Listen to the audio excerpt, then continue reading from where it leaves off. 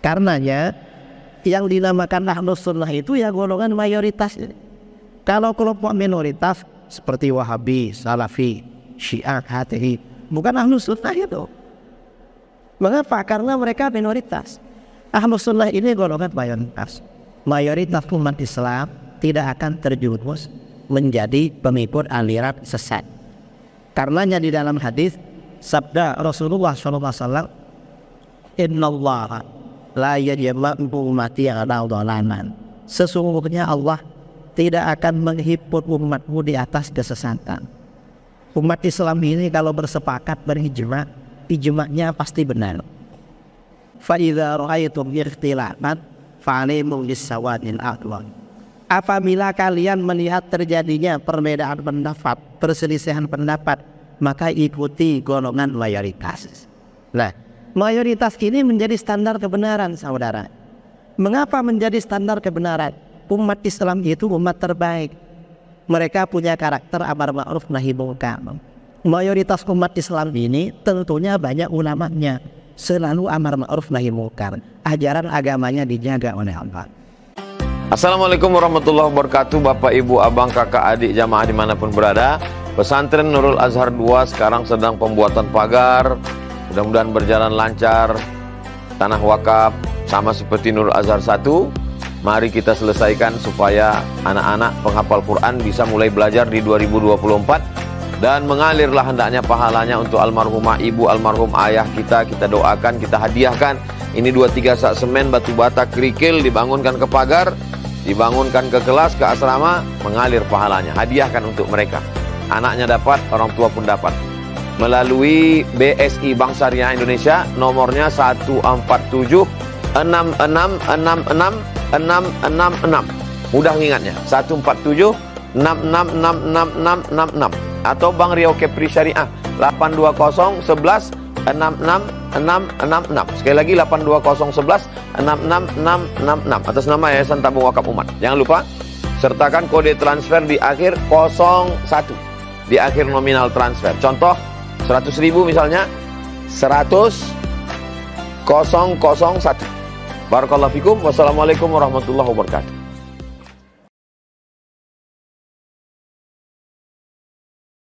Yang ingin saya sampaikan tentang buku ini.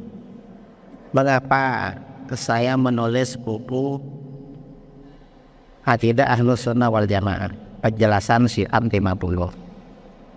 Kira-kira sejak sekitar tahun 2005. Sekarang berapa tahun? Sekarang 2022.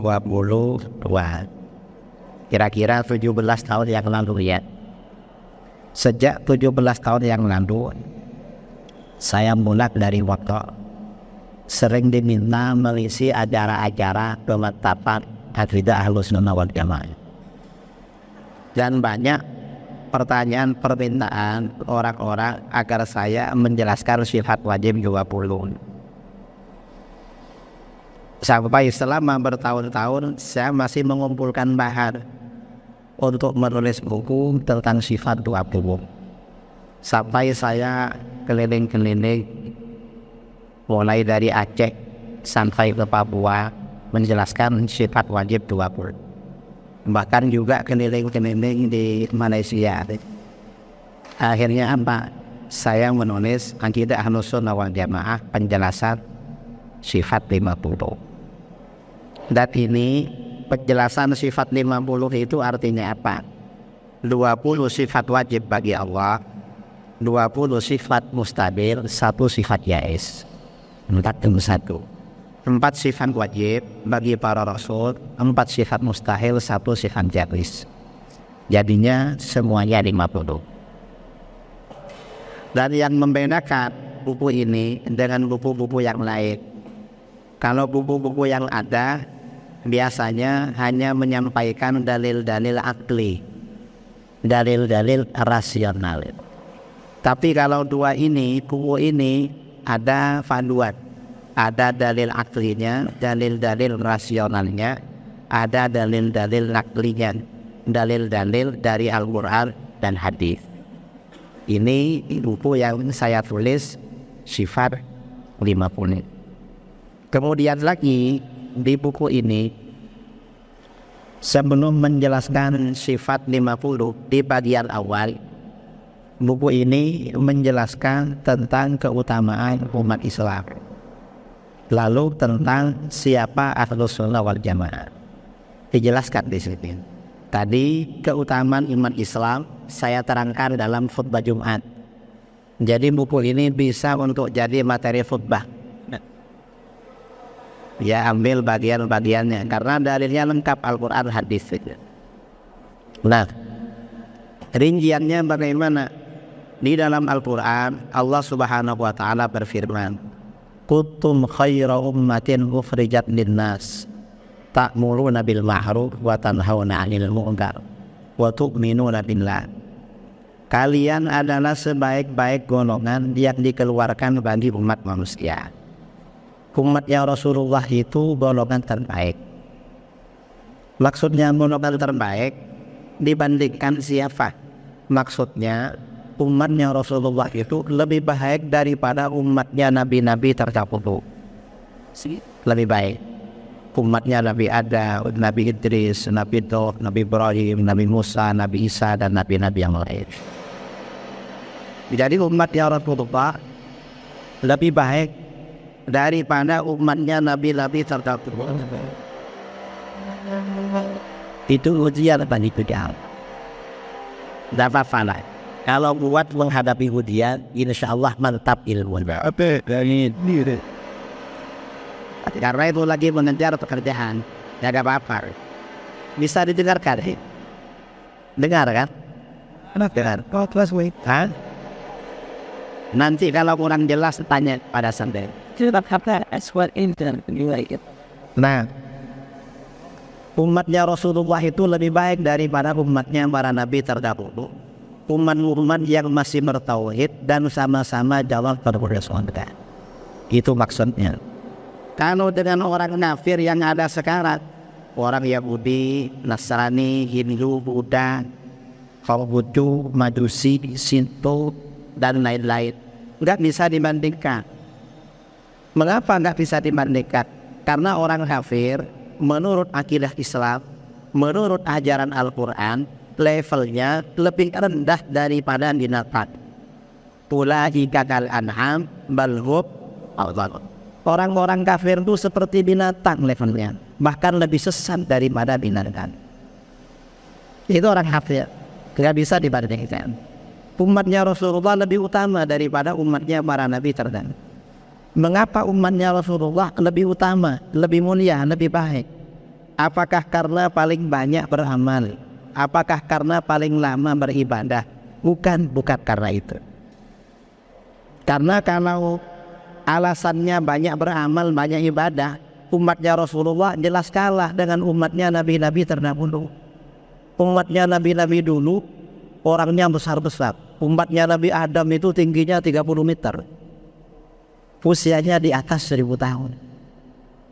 Jadi ibadahnya lama dan kuat. Nabi berikutnya dikurangi, nabi berikutnya kurang.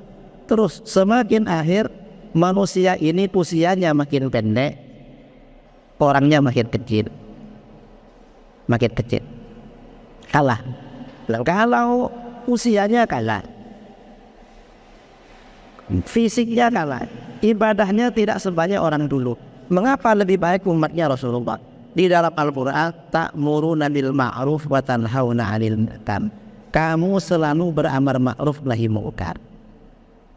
Karena umat Islam ini selalu amar ma'ruf nahi munkar. Maka bagaimana? Ini karakter amar ma'ruf nahi munkar ini memang karakternya umat Islam. Dimanapun umat Islam itu berada, pasti ada yang ngajak bangun masjid, bangun musalla, bangun madrasah, bangun pesantren. Itu di mana-mana.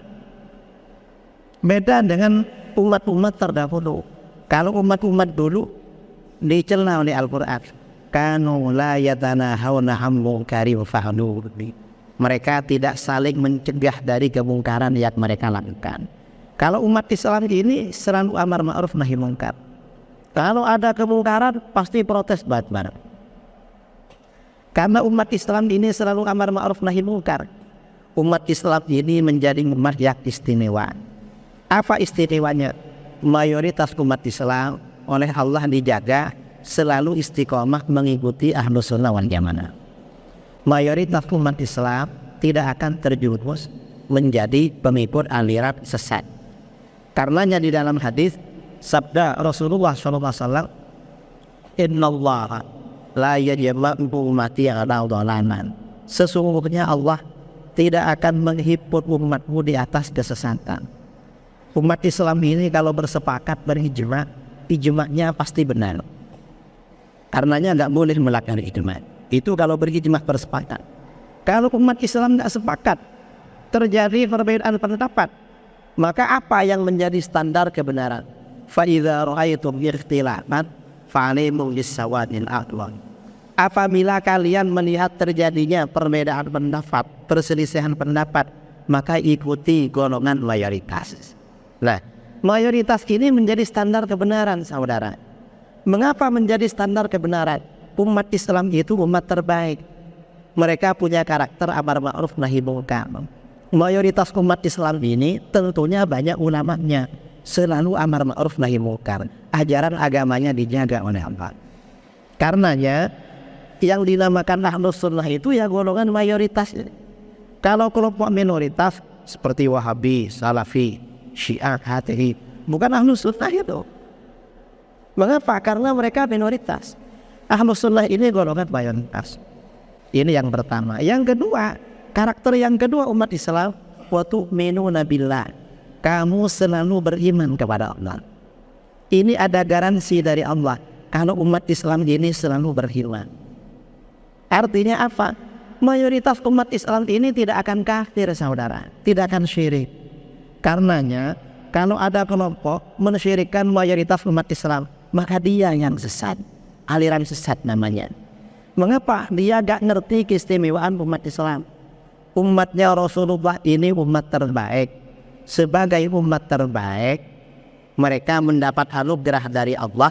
Mayoritas umat Islam selalu biasa menjaga keimanannya, menjadi umat yang beriman. Silahkan ke depan biar tidak sendiri. Karena kata imam, kalau sendirian di belakang maka minoritas, dan harus menarik jemaah dari depan ke belakang, nanti ditemani setan. Ya, kalau gabung-gabung begini tidak ditemani setan. Nah, sabda Rasulullah SAW, Inni lastu akhsha alaikum al-musyrikin. Aku tidak khawatir kalian akan syirik sepeninggalku. Rasulullah tidak khawatir umatnya akan terjerumus dalam kesyirikan. Artinya apa? Karena umat Islam ini istimewa, selalu menjaga keimanannya. Walahirni akha alaihi dunia. Tapi aku khawatir pada kalian urusan dunia. Yakni khawatirkan oleh Rasulullah itu urusan dunia. Al-falah kalian berlomba-lomba soal dunia. Karena berlomba-lomba soal dunia, fatak tadi kalian saling membunuh. Fatah itu lalu kalian binasa kama kana qablatu, seperti umat-umat sebelum kalian binasa. Artinya apa? Bahwa mayoritas umat Islam ini tidak akan terjerumus dalam kesyirikan. Ada garansinya dari Al-Quran, ada informasinya dari Madinah Rasulullah SAW. Karenanya kelompok-kelompok yang mensyirikkan mayoritas umat Islam, mengkafirkan mayoritas umat Islam, itu namanya Wahhab, bukan Ahlus Sunnah wal Jamaah. Itu gak ngerti keutamaan umat Islam. Rasulullah itu nabi terbaik, makhluk terbaik. Karena beliau ini makhluk terbaik, apapun yang berkaitan dengan beliau oleh Allah selalu diberikan yang terbaik. Umatnya umat terbaik, kitab sucinya kitab terbaik, syariatnya syariat terbaik. Bangsa yang melahirkan beliau bangsa terbaik, keluarganya keluarga terbaik, sahabatnya sahabat terbaik. Kita ini umat terbaik, saudara, walaupun mungkin agak nakal-nakal, tapi kan peruntukannya golongan terbaik. Walaupun kita ini amal kita gak cukup ada di depan, paling gak kita berharap syafaat saudara-saudara kita yang soleh-soleh. Doa mereka kita diampuni oleh Allah. Karena kita ini masuk rombongan umat terbaik. Nah ini keutamaan umat Islam di bagian awal buku ini. Nah kemudian di situ juga diterangkan siapa Ahlus Sunnah wal Jamaah. Ahlus Sunnah wal Jamaah itu ketika umat Islam berpecah belah, dalam satu versi Rasulullah SAW menjelaskan fa'alaikum bisawatil aqwal, ikuti golongan mayoritas. Berarti Ahlus Sunnah itu harus mayoritas. Kalau bukan mayoritas bukan Ahlus Sunnah wal Jamaah. Mengapa bukan? Karena sunnah ini identik dengan jamaah. Ahlus Sunnah wal Jamaah. Jamaah itu artinya kekuatan kelompok besar.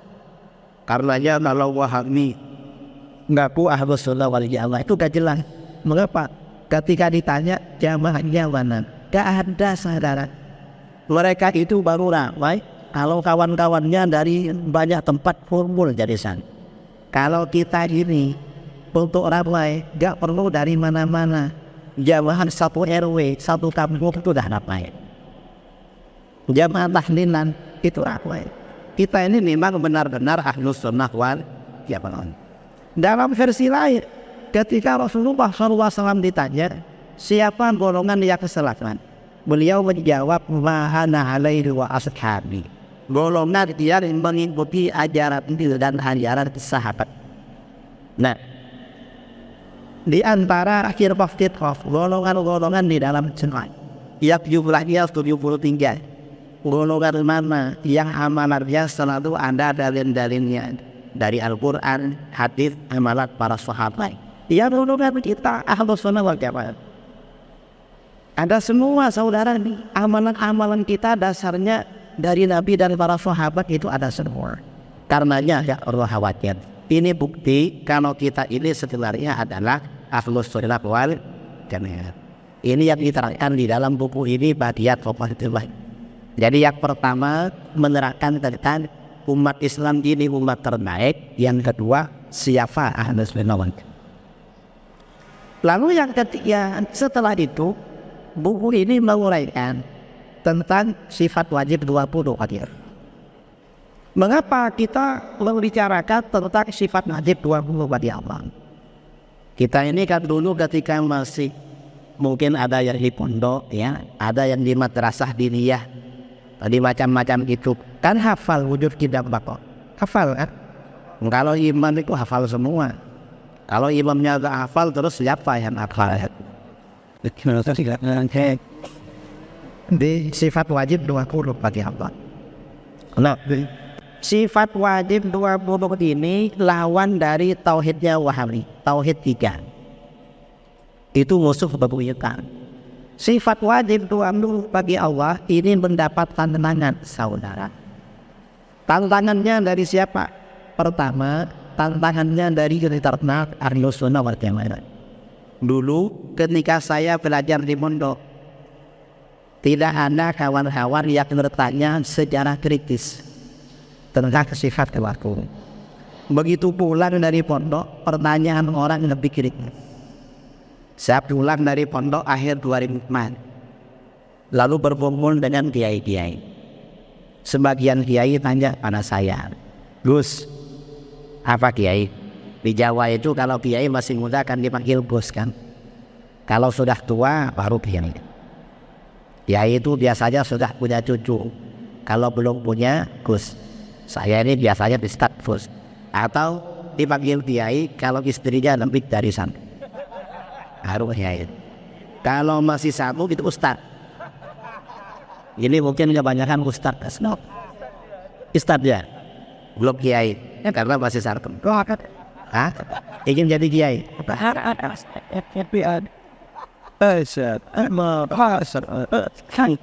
Ahlus Sunnah itu tandanya senang bicara poligami.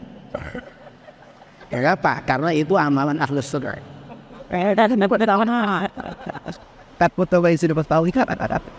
Nah, ada kiai tanya pada saya, Gus, apa kiai?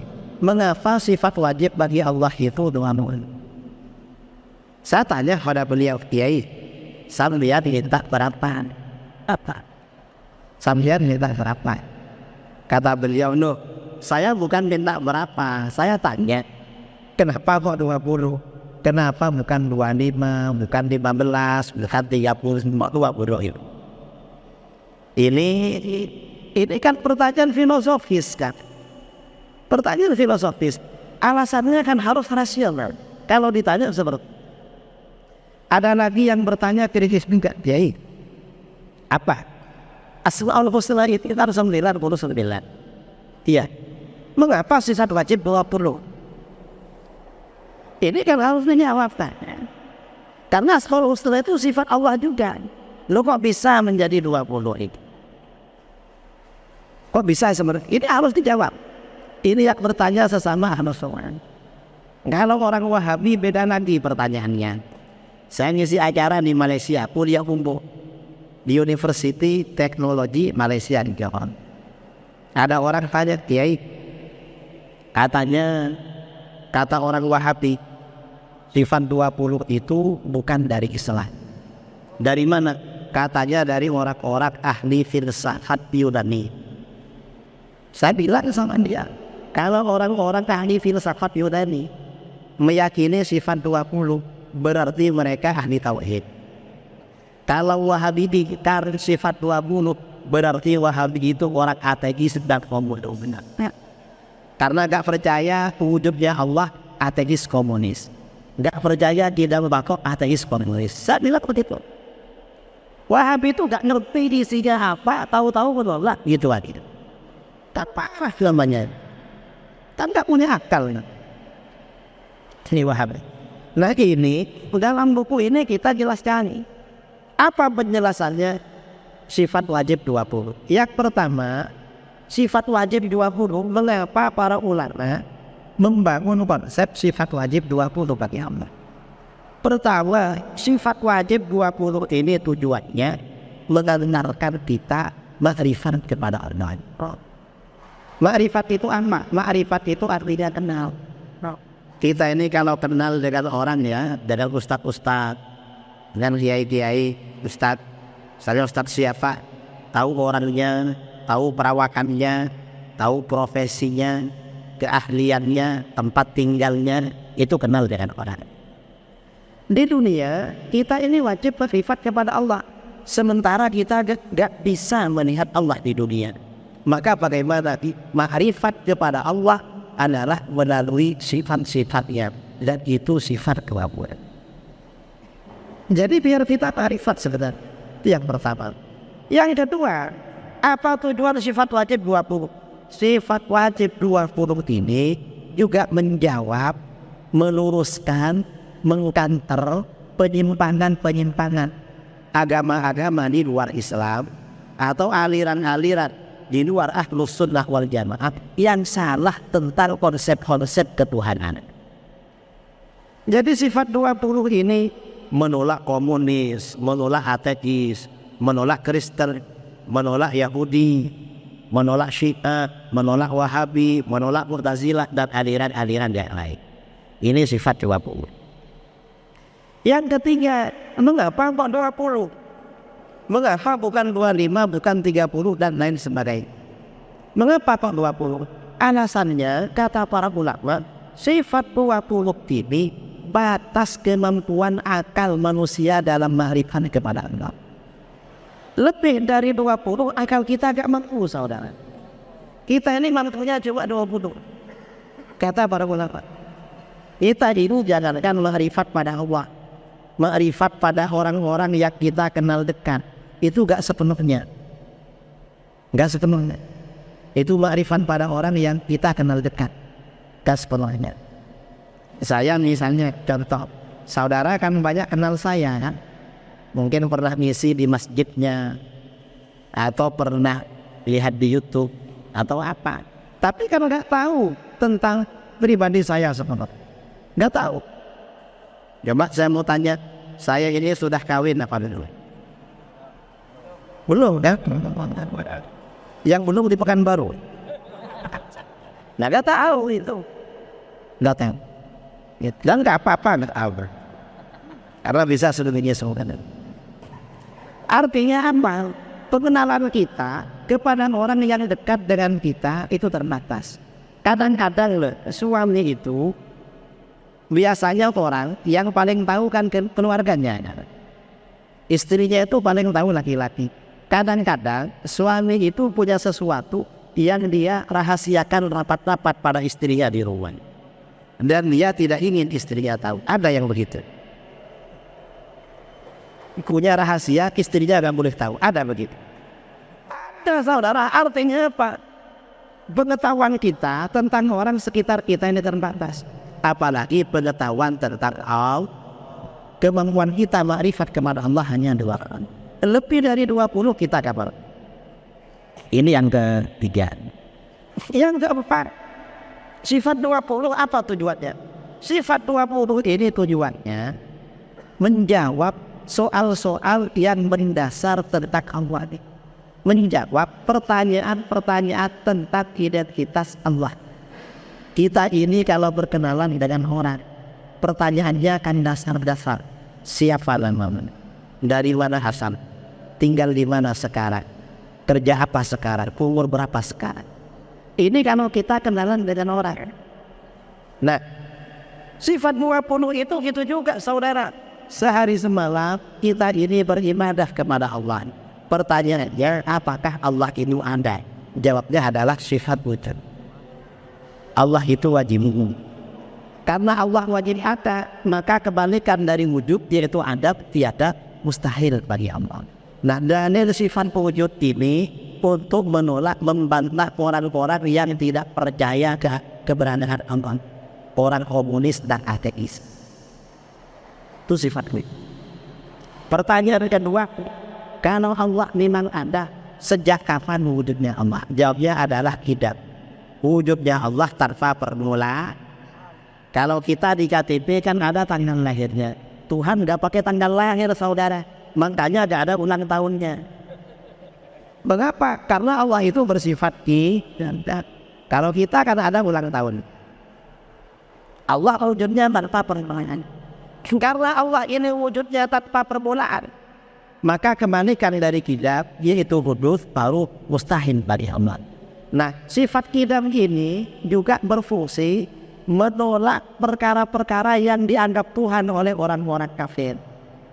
Misalnya orang Kristen mempertuhankan Siti Maryam, Bunda Maria, mempertuhankan Yesus Kristus dan Isa. Itu ditolak. Mengapa?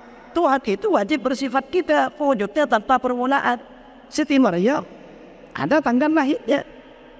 Nabi Isa ada waktu lahirnya, berarti bukan Tuhan.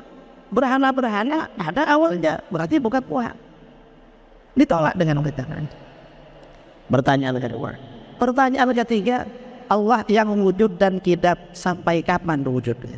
Jawabnya adalah Allah itu maha kekal, maha abadi. Jadi Allah ini maha kekal, maha abadi. Karena Allah maha kekal, maha abadi, maka kebalikan dari baqa yaitu fana, rusak, binasa, mati, mustahil bagi. Mustahil. Nah, sifat baqa ini juga menolak ketuhanan makhluk-makhluk yang diangkat sebagai Tuhan oleh orang-orang musyrik. Misalnya orang Kristen mempertuhankan Siti Maryam. Gak bisa, Siti Maryam sudah wafat. Mempertuhankan Nabi Isa, gak bisa, Nabi Isa nanti wafat. Semuanya akan dinas. Kullu man 'alaiha fa wa yabqa wajhu rabbika dzul jalali wal ikram. Semua yang ada di muka bumi pasti kanak, pasti binasa. Dan hanya Tuhanmu yang kekal, yang memiliki keagungan dan kemuliaan. Allah maha kekal, maha abadi. Karenanya Allah itu gak ada haulnya, gak ada peringatan haul Tuhan, gak ada. Mengapa? Allah baqa. Kalau kita nanti, kalau anak kita masih Ahlus Sunnah wal Jamaah, mungkin ada haulnya. Entah haulnya apa 2 tahun lagi, apa 3 tahun lagi. Haul pertama. Tergantung kapan tanggal lain. Ini sifat baqa. Pertanyaan ketiga, Allah yang wujud, qidam dan baqa seperti apa? Jawabnya adalah mukhalafatu lil hawadi. Allah tidak serupa dengan perkara baru. Karenanya yang serupa dengan perkara baru bukan Tuhan. Karena Allah tidak serupa dengan perkara. Karenanya makhluk-makhluk yang dipertuhankan gak sah sebagai Tuhan, karena sama dengan perkara baru yang lain. Tuhan gak serupa dengan perkara baru. Dalam Al-Quran, laisa kamitslihi syai'. Tidak ada sesuatu apapun yang serupa dengan Allah. Walam yakul lahu kufuwan ahad. Tidak ada seseorang yang serupa atau selevel atau menyamai Allah. Tidak ada. Ini akidah Ahlus Sunnah wal Jamaah. Kalau Wahabi saudara, ini mukhalafatul hawadits, menolak terhadap Wahabi. Mengapa? Kata Wahabi, kalau ditanya Tuhan seperti apa, maka kata Wahabi, Tuhan itu mukhalafatul hawadits, tapi tak begitu mukhalafan. Mengapa Anda mirip-mirip? Kata Wahabi, Tuhan itu mirip seorang laki-laki yang masih muda, belum berjenggot, tingginya kira-kira 30 meter. Ini kata Wahabi. Akidah Wahabi mirip akidahnya orang-orang Yahudi. Kata Yahudi, Tuhan itu seperti seorang laki-laki. Tuhan itu kata Yahudi seperti seorang laki-laki yang sudah tua, rambut dan jenggotnya putih semua, tingginya kira-kira 30 meter. Bedanya Tuhannya Yahudi lebih tua dari Tuhannya Wahabi. Berarti akidah Yahudi abak akidahnya Wahabi, disingkat menjadi Wahyudi. Wahabi akidahnya Yahudi. Betul saudara, ini kita mereka seperti itu. Akidah Mujassimah, akidah Tajsim itu sumbernya dari Yahudi. Yang berakidah seperti itu orang yang ya Wahabi itu akidahnya mirip dengan Yahudi, cuma beda usia. Satunya tua, satunya muda. Ini akidah Wahabi. Kita enggak menerima seperti itu. Kata Imam Syafi'i berkata, al-mujassimu kafir. Orang yang menjasmanikan Allah, menganggap Allah berupa jasmani seperti manusia, itu kafir. Kata Imam ini. Ini pertanyaan keempat. Pertanyaan kelima, Allah yang wujud tidak bapak mukhalafatul hawadits, alamannya di mana? Kita menjawab dia binasti. Allah berdiri pada zatnya sendiri. Apa maksudnya Allah berdiri pada zatnya sendiri? Allah gak butuh pada tempat, gak butuh pada yang menciptakan, yang membatasi, yang mengatur. Mengapa Allah gak butuh pada tempat? Yang namanya butuh itu bukan sifat yang khalik, tapi sifat yang maha. Ini namanya akidah Ahlus Sunnah wal. Kalau Wahabi beda, soalnya Wahabi ditanya alamat Tuhan di mana? Loh, kamu belum tahu. Kamu tahu? Tahu. Di mana? Di Arasy. Loh, jauh banget ya. Kenapa? Kalau kita perlu sama Tuhan, gimana caranya pernikahan? Pesawat gak ada jurusan Arasy. Dan kira-kira kalau nanti Anda pesawat jurusan Arasy, itu harus vaksin kerambanan karena dari Surabaya ke Pekanbaru minimal vaksinnya 1 kali, kalau perlu 2 kali. Tuh mau ke Pekanbaru harus vaksin saudara. Nah ini kira-kira kalau ke Arasy vaksinnya berapa kan? Apa kata Wahabi? Jangan khawatir, walaupun Tuhan tinggalnya di Arasy, setiap pukul 3 pagi turun ke langit pertama di dunia. Mengapa turun ke langit pertama di dunia? Kata Wahabi, untuk mendengar doa kamu. Makanya pukul 3 pagi bangun, lakukan sholat tahajud, Tuhan lagi ada di lantai. Wahabi ditanya, Wahabi, memangnya kalau Tuhan gak turun, Tuhan gak tekan? Wahabi bingung mau jawab. Kalau jawab Tuhan gak dengar, kafir. Karena berarti Allah tidak sami maha mendengar. Kalau jawab sebenarnya walaupun gak turun, Tuhan dengar. Takut ditanya lagi, kalau Tuhan dengar ngapain? Bingung mereka. Wahabi ditanya lagi, itu turun pukul 3 ikut waktu daerah mana? Karena pukul 3 di Indonesia waktunya beda-beda. Apalagi waktu istiwa jalan terus. Apa kata Wahabi? Yang Tuhan itu turun pukul 3 sesuai dengan waktu daerah masing-masing. Jadi turun terus ini kan? Kalau turun terus lalu lainnya ngapain? Nah artinya Pak, akidah Wahabi itu gak rasional, tidak masuk akal. Ajaran itu kalau gak benar, ketika dihadapkan dengan gugatan rasional akan menghadapi jalan. Ya ajaran Wahabi dan seterusnya. Ini sifat 20. Artinya apa? Akidah Ahlus Sunnah wal Jamaah dengan akidah Wahabi itu berbeda. Dan ini menjelaskan konsep-konsep akidah Ahlus Sunnah wal Jamaah dan seterusnya. Barangkali ini pengantar diskusi dari saya tentang bedah Quran. Kita insyaallah sampai setengah jam lagi, sampai jam 3 karena jam 3.40 harus selesai. Mengapa harus selesai? Panitia tidak menyiapkan makan. Soalnya kalau sampai 2 jam nanti saudara tanya mana. Takut tanya aja. Makanya ya. Ini selanjutnya barangkali dari saudara-saudara ada yang mau ditanyakan, diskusikan dengan saya, silahkan.